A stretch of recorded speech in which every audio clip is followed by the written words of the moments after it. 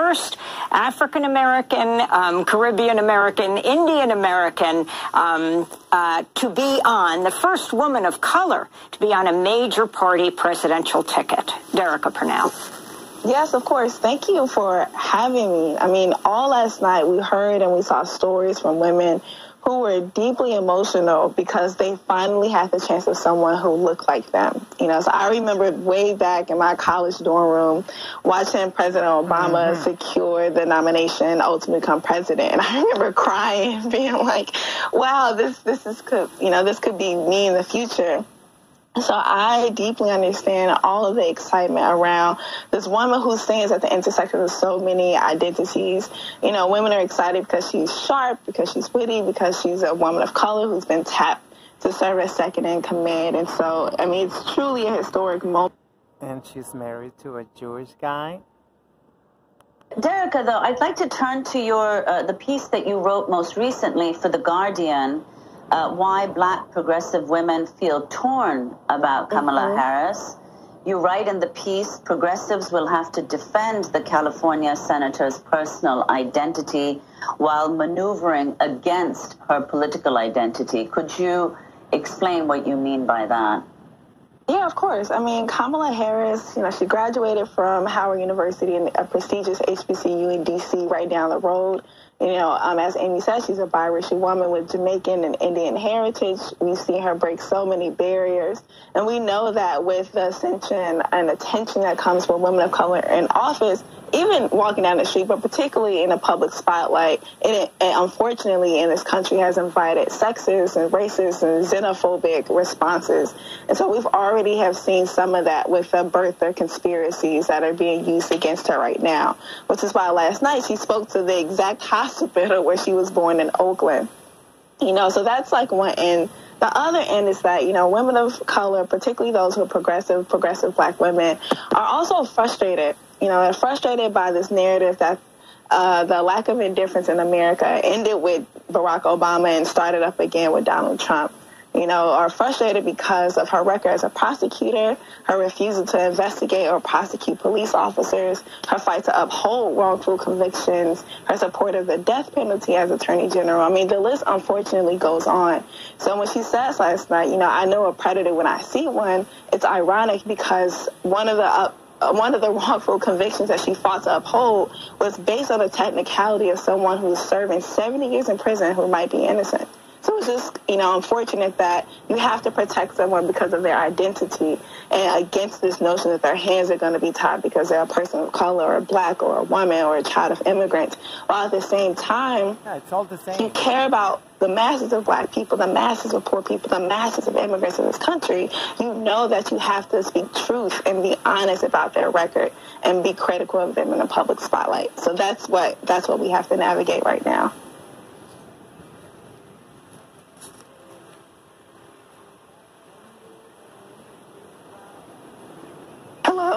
And we're sorry we're not hearing Nermeen right now. But let me go to Vice President Pence, who responded to Joe Biden's choice of his running mate, of course, Senator Kamala Harris. No, look, Joe Biden and the Democratic Party have been overtaken by the radical left. So given their promises of higher taxes, open borders, socialized medicine, and abortion on demand, it's no surprise that he chose Senator Harris to be his running mate. Derica Purnell, respond, please. Oh, of course. And so it forces the Democrats to play political double dutch. So they have to make Kamala Harris left enough to bring in progressives, but also make sure that she isn't pulling the party too far left. And it's an unfortunate tactic that works. You know, so my former professor, Cornel West, says, you know, I'm a part of the radical left. You know, Kamala Harris is a moderate. And so this tactic from Pence is trying to, you know, use this radical left idea to push the party further right. And it's working, frankly. You know, it's why Republicans were able to speak longer than Representative Alexandria Ocasio-Cortez. You know, it's to affirm that, you know, the Democrats can reach across the aisle. It affirms that the party is not too moderate. It affirms Joe Biden saying that he believes that police should have more money as people are hitting the streets to demand that departments all over are defunded. So this is a tactic that's working, and there's no way that Kamala Harris is a part of the radical left. If anyone is a part of the radical left, it's probably Shirley Chisholm, who Kamala Harris invoked last night, who was one of the first people that was endorsed by the Black Panther Party, right? So the first time the Black Panther Party engaged with electoral politics, it's to endorse and so it's ironic that we are fighting about the women who paved the way, but we don't actually talk about the record, or more people rather should be talking about their actual records, their beliefs, their policies. And so no, not by any measure is she part of the radical left, and it's unfortunate. Well, I mean, the DNC strategy seems to be mostly trying to get conservatives, Republicans, and centrists to support Biden. Do you think that the DNC has done enough to get the support of the more progressive wing of the party? Absolutely not.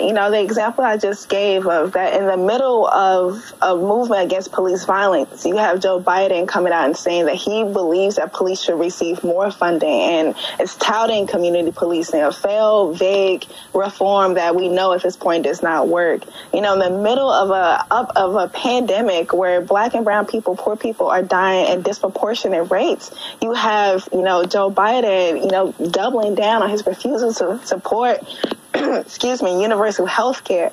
And so all of the reasons why people are hitting the streets, all the reasons why people are suffering, we are seeing a doubling down. We hear, Vice President Joe Biden, rather, decide to continue to not cancel all student debt. So all of these policies that people have been demanding to push the party further to the left, to say that we actually should give a care about the people who are suffering, we see a doubling down on the moderate, positions of the party. It's just unfortunate.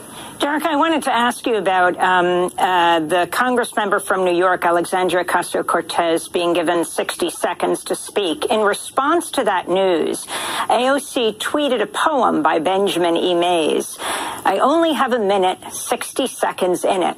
Forced upon me, I did not choose it, but I know that I must use it.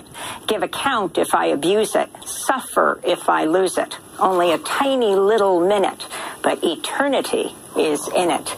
It was also a poem that was cited by Elijah Cummings when he once got 60 seconds, the late Baltimore Congress member. This does go to the sidelining of the progressives. And even Adi Barkan, who is the American-Israeli attorney who has ALS, spoke. He was highlighted like Alexandria Ocasio-Cortez, but he, who is known as a Medicare for All activist, demanding Medicare for all for everyone in this country, never actually used those words.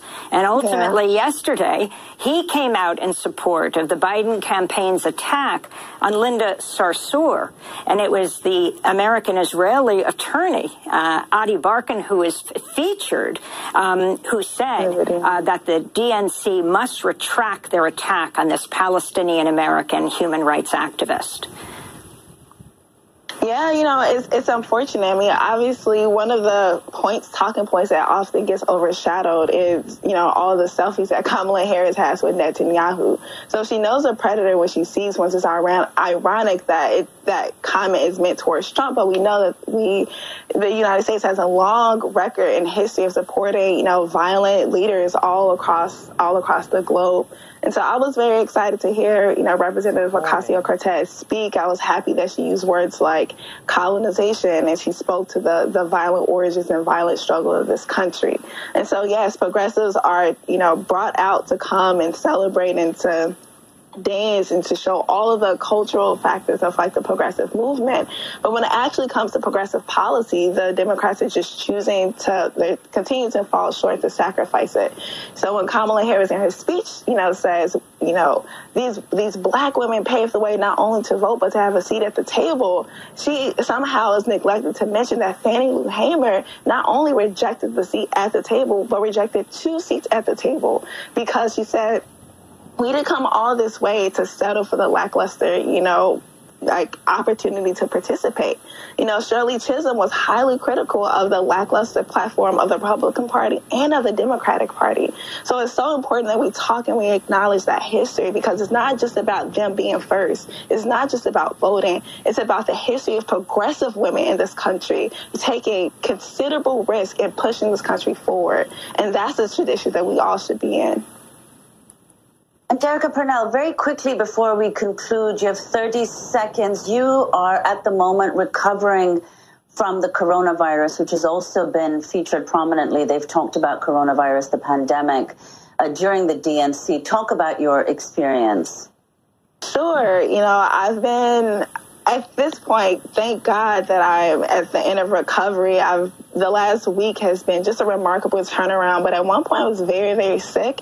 I had to go to the hospital. I had all of the neurological symptoms. I didn't have any of the respiratory symptoms. You know, I lost my sense of smell, my sense of taste. I was having, you know, terrible headaches and numbness on the left side of my body. I had to undergo, you know, CT scan and blood work and MRI. You know, at this point, I actually can't even smell 100% again, but most of my energy is back, and I'm very, very excited to be able to chase my babies around the house. You know, so it's unfortunate that, you know, the coronavirus is not something that is evil. It's the inability of people to act that is evil, right? It's the long history that has made Black people in this country have pre-existing conditions. You know, those decision-making, those policy decisions, that's evil. You know, we're experiencing the coronavirus the way that we are, not simply because of Donald Trump, even though he is largely responsible. It is because for over 400 years, we have created, you know, environmental conditions, economic conditions, environmental conditions that have made people more vulnerable. And that's what progressives are saying no to. Well, Derecka Purnell, we want to thank you so much for being with us. Human rights lawyer, abolitionist and writer, columnist for The Guardian. We'll link to your latest piece, Why Black Progressive Women Feel Torn About Kamala Harris. And I hope you have a very speedy recovery. Next up, Kamala Harris is not the first Black woman to run for vice president. We will speak with historian Keisha Blaine about how that distinction belongs to the journalist and political activist Charlotta Bass in 1952. Stay with us. So she closed her segment talking about all the environmental racism, but then yet she was like practically like squirting for Kamala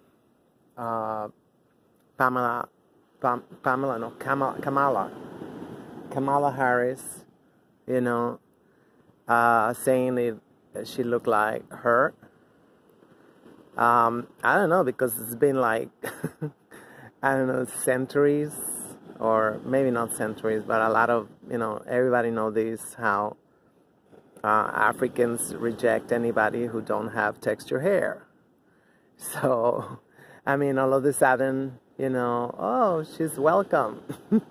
She's welcome. You know, you reject, you know, almost 2 million Afro-Mexicans because, you know, they're not tall enough. And some of them, they don't have texture hair. So, I don't know.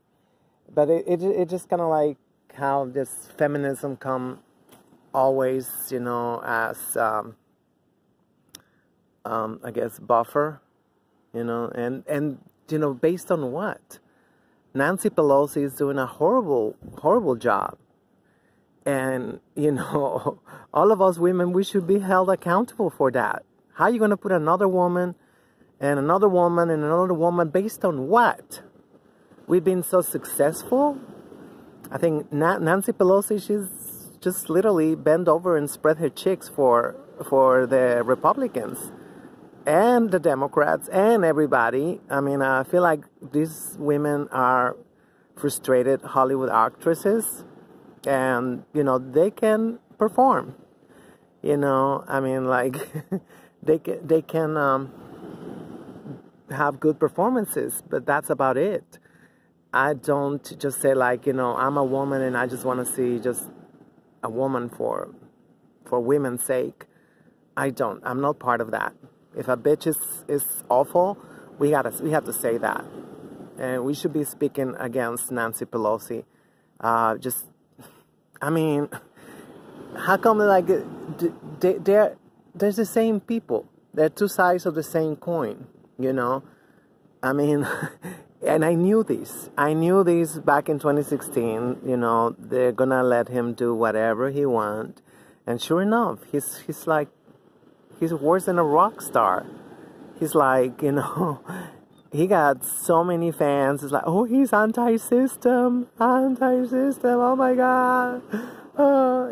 Yes, but, you know, he's still all about, you know, white hegemony. It's about white power. It's about, you know, making sure white's going to land at the top of the pyramid once again. And for that, I believe it's that they're planning something really sinister. I'm reading the Black Jacobins. I forgot the writer. But, you know, you can look it up as Black Jacobins. And he talk about, you know, how they use the small whites, you know, to do their dirty work. They talk about how, you know, out of nowhere, the Brits abolished slavery, allegedly, you know, and created like these non-profits and inundated with propaganda. France inundated France with propaganda about abolitionists and all that stuff, and how they used slavery to land on top again, you know, the Brits.